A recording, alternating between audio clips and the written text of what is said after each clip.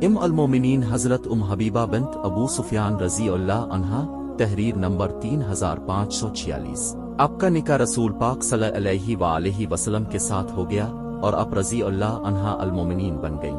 آپ رضی اللہ عنہا کا حقیقی نام رملہ تھا۔ آپ رضی اللہ عنہا کے والد ابی سفیان اور والدہ صفیہ بنت العاص تھیں۔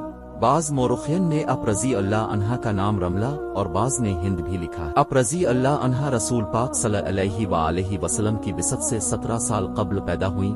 آپ اوائل اسلام میں ہی مسلمان ہو گئی تھیں۔ آپ کا پہلا نکاح عبید اللہ بن حجش سے ہوا تھا۔ عبید اللہ بن حجش حضرت عبداللہ رضی اللہ عنہ بن حجش کا بھائی تھا۔ عبید اللہ بن حجش نے حبشہ حبیبہ رضی اللہ عنہا کے ساتھ ہجرت کی، وہاں ان کی لڑکی حبیبہ پیدا ہوئی جس کے نام پر ان کی کنیت حبیبہ مشہور ہوگی۔ حبشہ میں عبداللہ بن حجش نے مرتد ہو کر عیسائیت اختیار کر لی اور شراب وکباب میں منہمک ہو کر اپنی جان ضائع کر دی۔ اس کے مرنے کے بعد رسول پاک صلی اللہ علیہ وآلہ وسلم نے نجاشی کے ذریعے سے اب رضی اللہ عنہا کی عدت کے بعد پیغام نکاح بھیجا جو کہ اپنے قبول فرمایا اور اب کا نکاح رسول پاک صلی اللہ علیہ وآلہ وسلم کے ساتھ ہو گیا اور اب رضی اللہ عنہا المومنین بن گئیں۔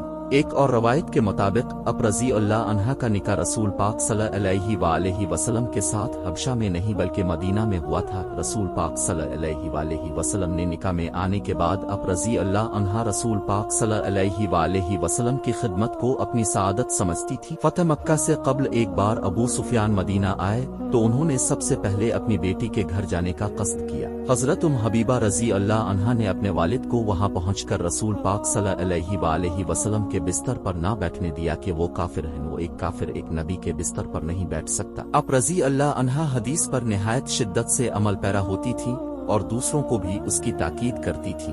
وفات کے وقت آپ رضی اللہ عنہا نے حضرت عائشہ رضی اللہ عنہا کو بلا کر ان سے عمدہ کلام کیا۔ آپ رضی اللہ عنہا فطرتاً نیک سیرت تھی۔ آپ رضی اللہ عنہا سے کئی احادیث منقول ہیں۔ آپ رضی اللہ عنہا نے 44 ہجری میں انتقال فرمایا۔ ان کے بھائی معاویہ رضی اللہ عنہا بن ابی سفیان اس وقت حکمران تھے۔